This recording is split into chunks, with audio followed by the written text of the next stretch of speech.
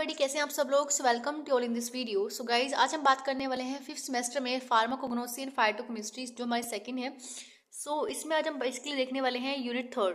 तो हमारी फर्स्ट और सेकंड यूनिट जो थी हमने पूरी कंप्लीट कर ली थी।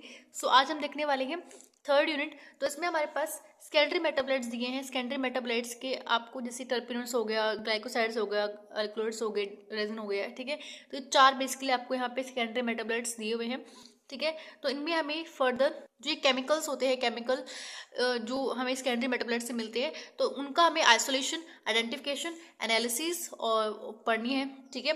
तो हमें हर एक, जैसे मेंथोल है, मेंथोल का हमें आइसोलेशन, आइडेंटिफिकेशन और एनालिसिस पढ़नी है, ठीक है। तो फर्स्ट हम देखते हैं कि आइसोलेशन क्या होता है। देखो, आइसोलेशन बेसिकली क्या होता है, is a type of process of a separation of single compound from the mixture of the components present in the extract। तो देखो हमारे पास क्या होता है, एक मिक्सचर होता है, ठीक है। तो टाइप ऑफ हमारे पास यहाँ पे मिक्सचर होता है, इसके अंदर हमारे पास एक्सट्रैक्ट जो हमें मिलता है, ठीक है। एक्सट्रैक्ट आपको पता होना चाहिए क्या होता है, ठीक है, जो हमें प्लांट से एक्सट्रैक्ट मिलता है। तो यहाँ पे इसमें भी क्या होता है, इस एक्सट्रैक्ट के अंदर ये मिक्सचर होता है टाइप ऑफ, ठीक है। इसके अंदर हमारे पास वेरियस टाइप के क्या होते हैं, आपके पास केमिकल्स होते हैं, ठीक है। और यहाँ पे केमिकल एक भी हो सकता है, दो भी हो सकते हैं, तीन भी हो सकते हैं, चार भी हो सकते हैं, ठीक है। तो यहाँ पे वैसे तो अगर हम एक्सट्रैक्शन की बात करें तो दो या दो से ज़्यादा होगा, ठीक है। तो देखो यहाँ पे अगर हमें मान लो सेकेंड नंबर वाला हमें निकालना है, ठीक है।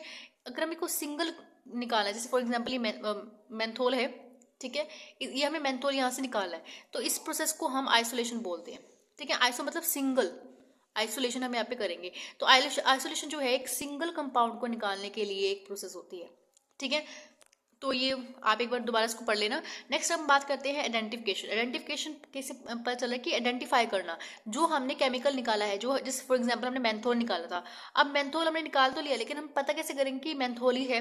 तो उसको आइडेंटिफाई करने के लिए हम आइडेंटिफिकेशन टेस्ट करते हैं। तो यहाँ पे लिखा हुआ है, it is a process in which we have to identify that isolated compound correct और नॉट, और कन्फर्म देयर आइडेंटिटी। तो हम इसमें उसकी आइडेंटिफाई करते हैं कि जो हमारा मेंथोल है वो रियल में मेंथोल ही है या नहीं है, या कुछ और तो निकल गए वहाँ पे, ठीक है। तो हम इसमें आइडेंटिफाई करते हैं। सो यहाँ पे हम आइडेंटिफिकेशन टेस्ट करते हैं, जो भी हम देखने वाले हैं आगे, ठीक है। और नेक्स्ट अगर हम बात करें एनालिसिस की, तो it is the process of determination of concentration of extract. तो बेसिकली क्या करते हैं, क्वांटिटी एक्सट्रैक्शन हम ये देखते हैं कि कंसनट्रेशन कितनी एक्सट्रैक्ट की, ठीक है। तो देखो यहाँ पे आज हम बात करने वाले हैं, वैसे तो ये जो यूनिट है थोड़ी सी लेंथी भी है, क्योंकि हमें सिंगल सिंगल सबका पढ़ना है। तो अगर हम बात करने वाले टर्पिनोइड्स की, सो आज के लेक्चर में हम टर्पिनोइड्स खत्म करेंगे, ठीक है। इसमें हमारे पास मेंथोल, सिट्रल है और यहाँ पे आर्टिमिशन है। तो फर्स्ट हमारे पास आता है टर्पिनोइड्स। देखो टर्पिनोइड्स जो है, मैंने आपको बताया था कि आइसोप्रिन की एक यूनिट होती है, ठीक है। उसको अगर हम डबल कर देंगे, देखो ये आइसोप्रिन की यूनिट है, इसमें 5 कार्बन होते हैं। अगर हम आइसोप्रिन की यूनिट को डबल कर देंगे तो हमारे पास टर्पिन बन जाएगा, ठीक है। अगर हम इसको ही अगर मतलब दो बार कर देंगे तो हमारे पास क्या आएगा, 10 कार्बन और हाइड्रोजन कितने हो जाएंगे, 16, ठीक है। तो ये हमारी क्या बन गई, टर्पिन, एक टर्पिन बन गया, ठीक है। तो यहाँ पे लिखा हुआ है the large class of the organic compound including terpenes. इसमें हमारे पास टर्पिन्स होते हैं, डाइटर्पिन्स होते हैं। इसको अगर हम 2 कर देंगे डाइटर्पिन बन जाएगा। सस्की टर्पिन में क्या होता है, 3 आइसोप्रीन हमारे होते हैं, ठीक है। तो ऐसे मैं आपको दिखाने वाले हो गए, क्लासिफिकेशन पूरा मैंने लिखा हुआ है, ठीक है। नेक्स्ट है हमारा, they have unsaturated molecules. Unsaturated होते हैं ये, composed of link isoprene unit. तो यहाँ पे इस आइसोप्रीन की यूनिट को मतलब जोड़ के क्या बनता है, हमारा टर्पिन बनता है। तो नेक्स्ट हमारे पास है जो आइसोप्रीन है, वो 5 कार्बन की एक क्या होती है, यूनिट होती है, जिसको हम आइसोप्रीनोइड भी बोल देते हैं, ठीक है। आइसोप्रीन को हम आइसोप्रीनोइड भी बोल सकते हैं, याद रखना। नेक्स्ट देखो यहाँ पे बात करते हैं एग्जाम्पल्स क्या है टर्पिनोइड्स के, इजोनोल हो गया, सिट्राल हो गया, मेंथोल वगैरह हो गया, ठीक है। तो यहाँ पे हम देखने वाले आगे। नेक्स्ट अगर हम बात करें फिजिकल प्रॉपर्टीज ऑफ टर्पिनोइड्स, देखो ये क्या होता है, इसके अंदर ऑर्डर्स होते हैं, volatile oils at the room temperature हम ले सकते हैं इसमें, ठीक है। नेक्स्ट हमारे पास है ये लाइटर होते हैं।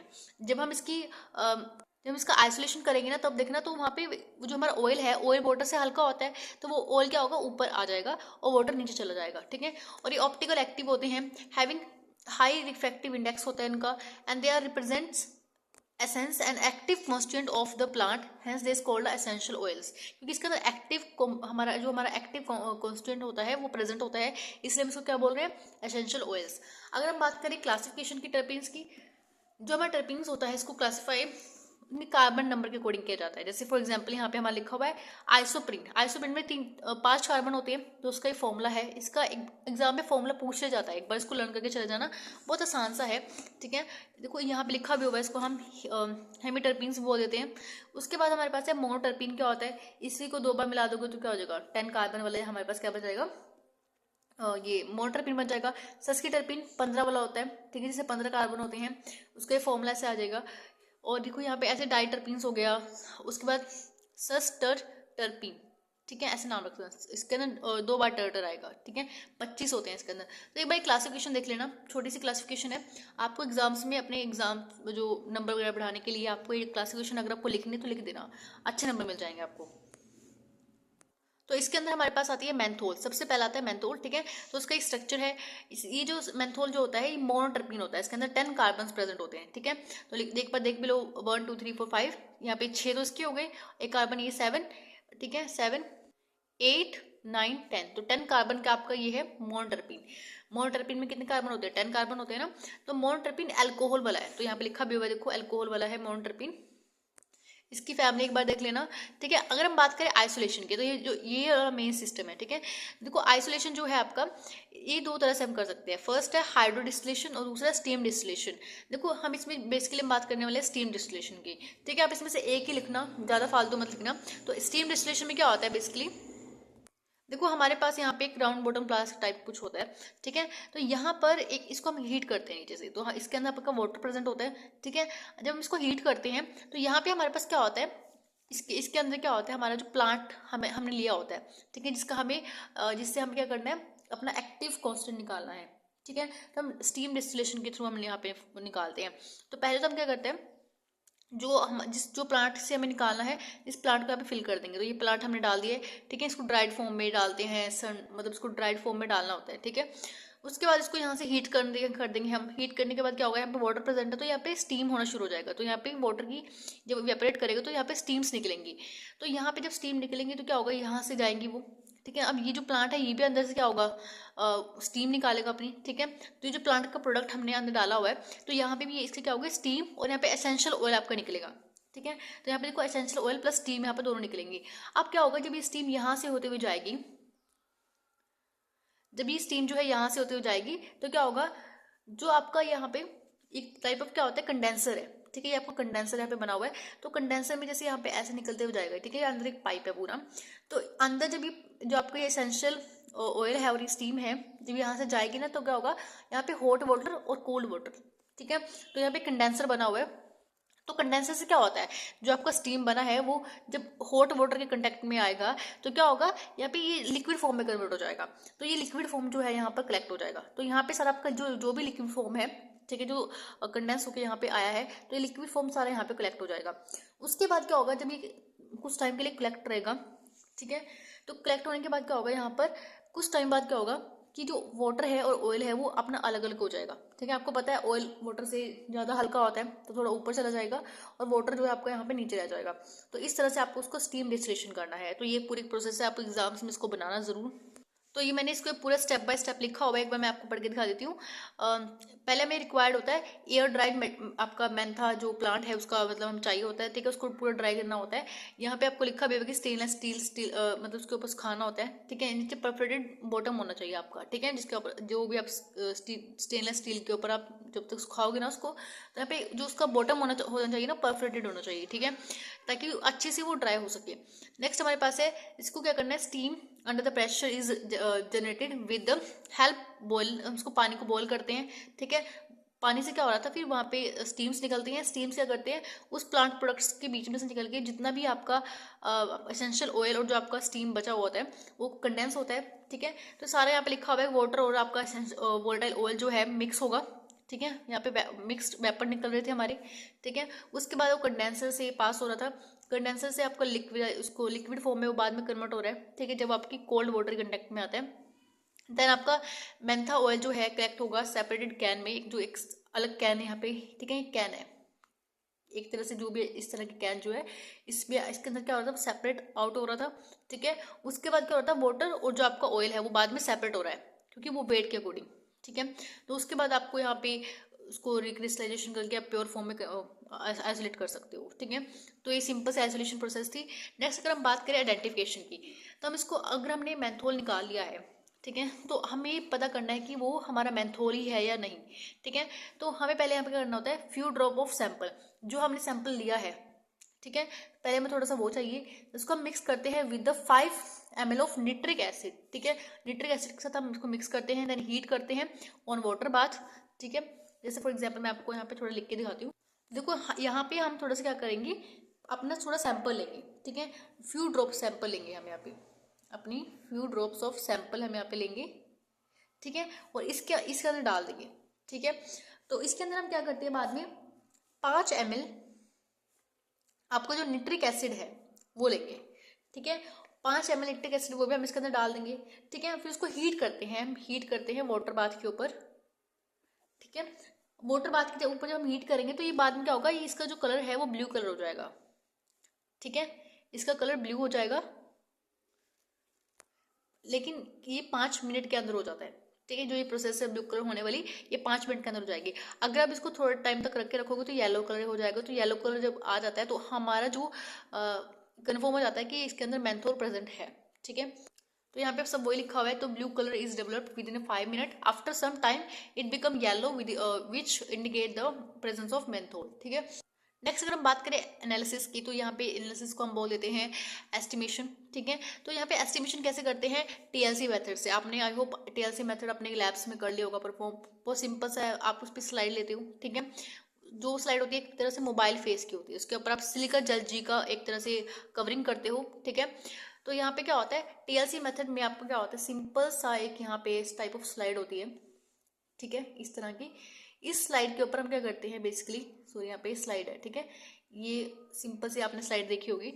उसके ऊपर हम क्या करते हैं, सिलिका जेल, एक मोबाइल फेस होता है। सिलिका जेल जो है, जब इसके ऊपर हम इस कवरिंग कर देते हैं, पेस्ट बना के ना सिलिका जेल का, उसके ऊपर एक कवरिंग कर देते हैं सिलिका जेल जी की, ठीक है। अब वो वाइट सिलिका जेल जो होती है वाइट कलर की होती है, और जब उसको हम एक बार लगा के क्या करते हैं, ड्राई करते हैं, जब वो सूख जाती है तो मोबाइल फेस जो लिखा हुआ, सॉरी यहाँ पे स्टेशनरी फेस है, मोबाइल फेस नहीं है, स्टेशनरी फेस रहेगा।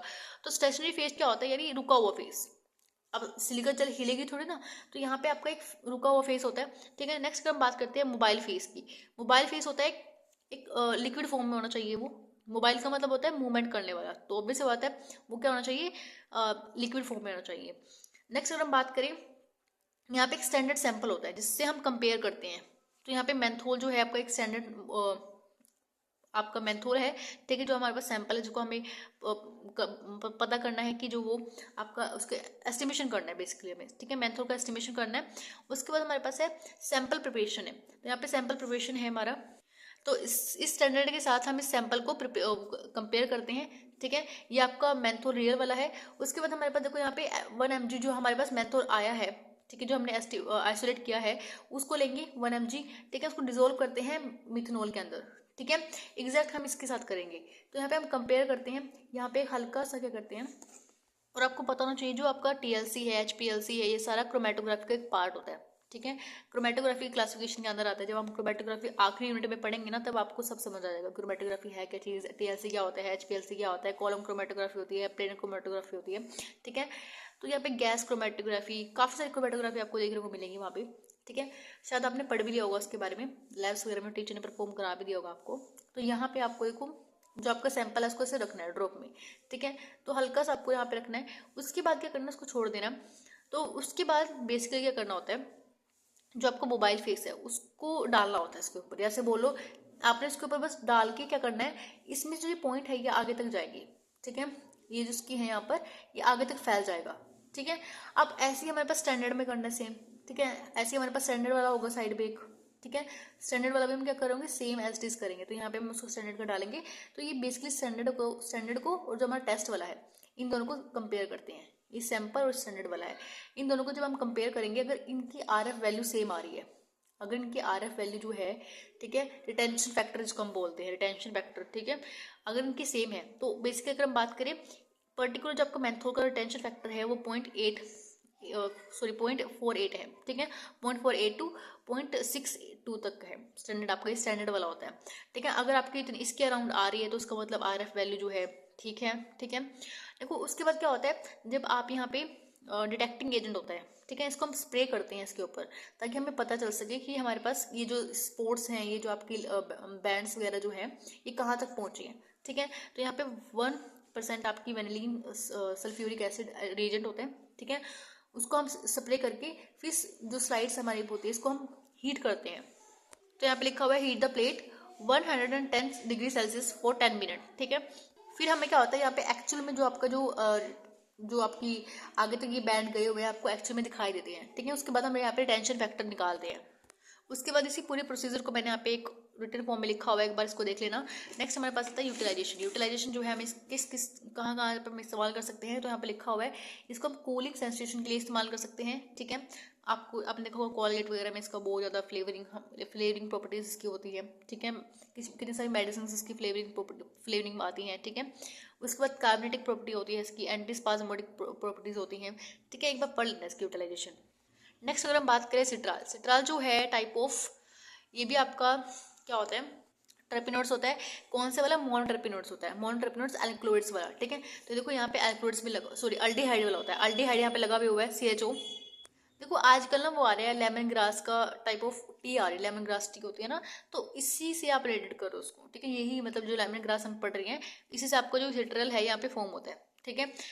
तो यहाँ पे हमारे पास जो है ये जो सिट्रल है A और B की फॉर्म में मिलता है। तो यहाँ पे हम A वाले को क्या बोल देते हैं?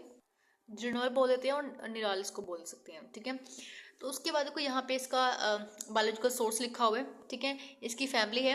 नेक्स्ट अगर हम बात करते हैं यहाँ पे लेमन जो ऑयल है, प्रेजेंट इन लेमन ऑयल, ठीक है।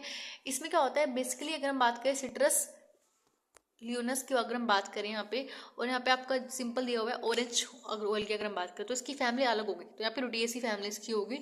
नेक्स्ट अगर हम बात करें इसकी यहाँ पे जो लेमन ऑयल है ये एक तरह से येलो इन कलर होता है, स्वीट्स इसका जो होता है स्वीट स्मेल होती है इसकी, ठीक है। लेमी टाइप ऑफ इसकी खुशबू आप बोल सकते हो, ठीक है। नेक्स्ट अगर हम बात करें आइसोलेशन, इसको कैसे करते हैं, तो आइसोलेशन यहाँ पे तो आपको दिया हुआ है एक्सट्रैक्शन की प्रोसेस है, इसको नहीं करना आपको।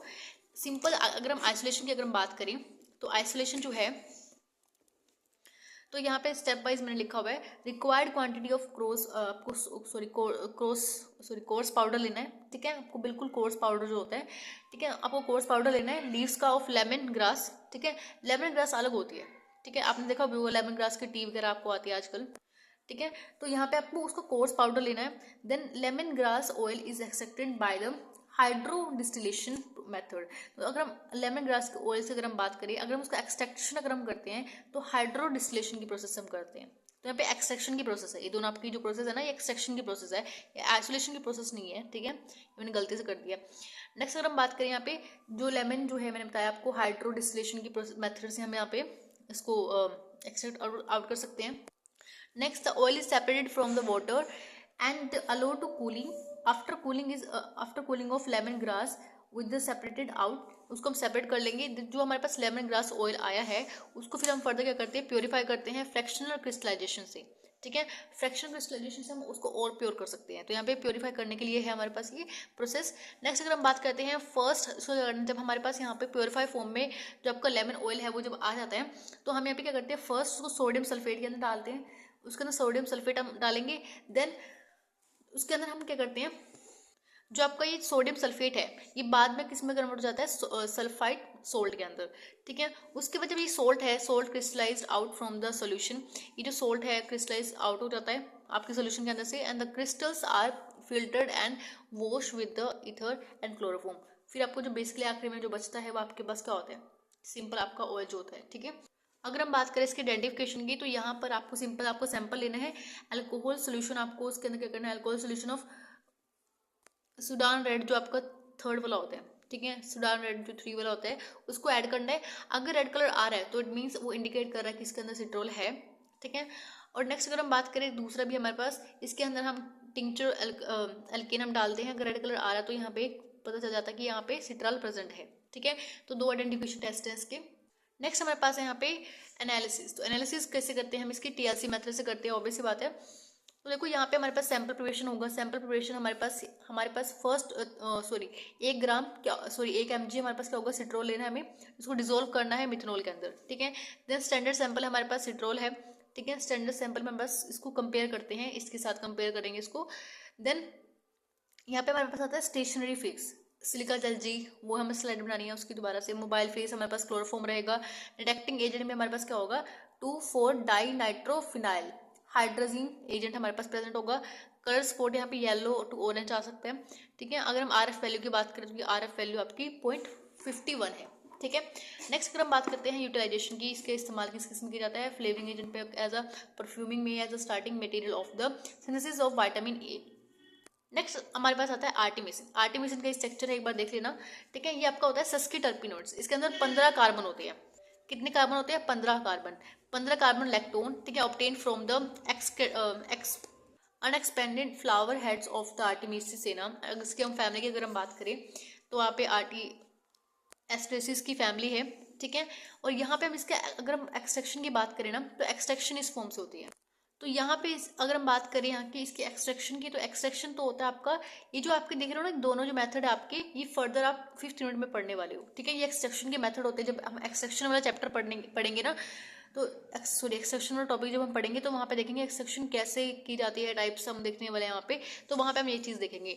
तो नेक्स्ट हम बात करते हैं आइसोलेशन की। तो पहले हम क्या करना है, ड्राइड लीव लेने हैं, ठीक है। उसके बाद इसको एयर ड्राइड इसका पाउडर बनाना है हमें, ठीक है। उसके बाद हमें इसमें क्या करना है, बीसेटेड इसको करना है, यानी इसको क्या करना है, कुछ टाइम के लिए आपको भिगो के रख देना है, ठीक है। देन उसके अंदर हमारे पास क्या होता है, देखो मिथनॉल डालना है। मिथनॉल डालने के बाद यहाँ पे मैग्नेटिक स्टरर हमें चला देना है। अगर आपने देखा भी होगा अपने लैब्स के अंदर मैग्नेटिक स्टरर क्या होता है, एक मैग्नेटिक क्या होता है, यहाँ पे छोटा सा मैग्नेटिक स्टरर होता है, ठीक है। जब हम इसके अंदर डाल देते हैं तो नीचे हम मैग्नेटिक स्टरर को ऑन करके, तो वो जो मैग्नेट अंदर घूमती रहेगी, क्या होगा, फिर आपका जो सोल्यूशन है अच्छे से मिक्स हो जाएगा, ठीक है। तो यहाँ पे इसकी स्पीड जो है 700 RMP कर सकते हैं। उसके बाद देखो यहाँ पे इसको हम जब तक घुमाएंगे जब तक आपका जो सोल्यूशन है आपका ये वाला, ये जब तक कलरलेस ना हो जाए, ठीक है। नेक्स्ट हम बात करते हैं, इसको हम एक्सट्रैक्ट करते हैं इवेपोरेटेड बाय द रोटा इवेपोरेटर। तो यहाँ पे रोटा इवेपोरेटर आपने देखा होगा कैसा होता है, अगर आपने लाइव में नहीं देखा है तो एक बार जरूर जाके देखना उसको, ठीक है। तो रोटा इवेपोरेटर यहाँ पे होता है at a temperature 40 degree Celsius until volume is reduced to 100 ml। जब उसको तब तक इवेपोरेट करते रहना है जब तक इसकी वॉल्यूम 100 ml तक ना हो जाए, ठीक है। उसके बाद हमें क्या करना है, जो हमारे पास मेंथोलिक एक्सट्रैक्ट आया है उसको हम क्या करते हैं, पार्टीशनली यूजिंग 50 ml हेक्सेन। उसके अंदर क्या करते हैं, 50 ml हेक्सेन जो है, जैसे फॉर एग्जांपल आपके पास क्या होता है, इस तरह से कुछ आपका पार्टीशन कोफिशिएंट होता है, ठीक है। सो यहाँ पे जो आपका सेपरेटिंग फनल है कुछ इस तरह से होता है, ठीक है। इसके अंदर हाफ हमारे पास क्या हो जाएगा, हेक्सेन रह जाएगा, और नीचे वाला आपके पास क्या हो जाएगा, मेथनॉलिक एक्सट्रैक्ट रह जाएगा, ठीक है। तो यहाँ पे जब हम इसको डालते हैं तो इसको हम सेपरेटिंग फन जो प्रोसेस होता है उसको कंप्लीट करने के बाद आपको हेक्सेन की लेयर यहाँ पे अलग दिखाई देगी। तो हेक्सेन की लेयर जो हमें निकाल देनी है, ठीक है। तो हेक्सेन एंड जो आपका मेथनॉल एक्सट्रैक्ट है उसको सेपरेट करना है। सेपरेट करने के बाद जो आपका मेथनॉलिक एक्सट्रैक्ट बच जाएगा उसके अंदर आपको 10 ml डिस्टिल वाटर डालना है, ठीक है। देन उसके अंदर क्या करना है, दोबारा से जो आपके पास ये मिक्सचर 10 ml वाटर का और इसका मिथेनोलिक एक्सट्रैक्ट का जब दोनों को जब आपस में मिला दोगे तो इसके अंदर दोबारा हमें क्या करना है, इथाइल एसिटेट डालना है, ठीक है। जब तक इथाइल एसिटेट की जो लेयर है वो कलरलेस हो जाएगी हमारे पास, ठीक है। उसके बाद इथाइल एसिटेट जो है आपका मिथेनोलिक एक्सट्रैक्ट है उसको दोबारा सेपरेट करना है, ठीक है। डबल प्रोसेस करनी है, पहले आपको हेक्सेन के साथ करना है, देन आपको किसके साथ करना है, इथाइल एसिटेट के साथ करना है, ठीक है। उसके बाद क्या करना है, both concentrated by using the rota evaporated up to 40 degree Celsius, ठीक है। उसके बाद आपके पास क्या होगा, एस्टाइल एस्टेट एक्सट्रैक्ट जो है आपका निकल जाएगा हमारे पास, आखिरी में आर्टिमिसिया फॉर्म निकल जाएगा, ठीक है। देखो यहाँ पे बेसिकली जो इथाइल एस्टेट एक्सट्रैक्ट जब हम निकाल देंगे ना उसके बाद जो बचेगा वो आपके पास आर्टिमिसियन होगा, ठीक है। उसके बाद अगर हम बात करें आइडेंटिफिकेशन की, सिंपल है, सैंपल हमें लेना है, 10 ml अल्कोहल लेना, उसको बॉयल कर देना, फिल्टर करोगे तो फिल्टर करने के बाद क्या होगा, जब आपके पास फिल्टर है उसके पास सोडियम हाइड्रोक्सी उसके अंदर डालना है, ठीक है। हाइड्रोक्साइड है उसके अंदर डालना है। उसके बाद हीट करेंगे तो अगर आपके पास रेड कलर आ रहा है तो इट मीन्स कि आपका जो आपके पास आर्टिमिसिया है वो है, ठीक है। तो रेड कलर कंफर्म करता है। आखिरी में बस एनालिसिस आती है, एनालिसिस आपको TLC मेथड से करना होता है। सैम्पल प्रिपरेशन है आपका 1 ग्राम ऑफ आर्टिमिशन लेना है, डिजोल्व करना है क्लोरोफॉर्म के अंदर, ठीक है। आपके पास स्टैंडर्ड सैंपल है आर्टिमिशन का। उसके बाद स्टेशनरी जो आपका है फेस जो है सिलिका जेल जी का रहने वाला है। मोबाइल फेस जो आपका सिर्फ मोबाइल फेस यहाँ पर थोड़ा थोड़ा चेंज होने वाला है, ठीक है। मोबाइल फेस हर एक में चेंज हो रहा है, नहीं तो आपका जो आपका स्टेशनरी फेस है ना वो सब में सेम रहने वाला है, सिलिका जेल जी रहने वाला है, ठीक है। आपका स्टैंडर्ड सैंपल तो ऑब्वियस बात चेंज हो गई होगा, ठीक है, डिपेंड करता है आप कौन सा सैंपल ले रहे हो, कौन सा आप किस चीज़ का टेस्ट कर रहे हो, ठीक है। उसके बाद यहाँ पे पेट्रोलियम ईथर जो है और इथाइल एस्टेट जो है, देखो अगर पेट्रोलियम ईथर आप 10 अगर ml ले रहे हो तो उसका डबल कर देना है 20 ml, ठीक है, ये वाला। उसके बाद आपका है डिटेक्टिंग एजेंट है, डिटेक्टिंग एजेंट आपको लिखना है आप पैराडाई मिथाइल अमीनो है। उसके बाद RF वैल्यू जो आती है इसको कंपेयर करना होता है स्टैंडर्ड वैल्यू से, तो इसकी यूटिलाइजेशन जो है एंटी मलेरिया है। सो ये था आज का जो टॉपिक टर्पिनोइड्स, ठीक है। इसके बाद हम नेक्स्ट लेक्चर में इसको आगे ग्लाइकोसाइड्स एल्कलॉइड्स जो आपको बच चुके हैं उसको हम करने वाले हैं। और इसकी जो नोट्स है वो टेलीग्राम पे मैं आपको डाल दूंगी, ठीक है। टेलीग्राम को जो लिंक है मैं आपको डिस्क्रिप्शन में दे दूंगी, ठीक है, वहां से आप जाकर डाउनलोड कर सकते हैं। And thank you for watching this video, have a nice day.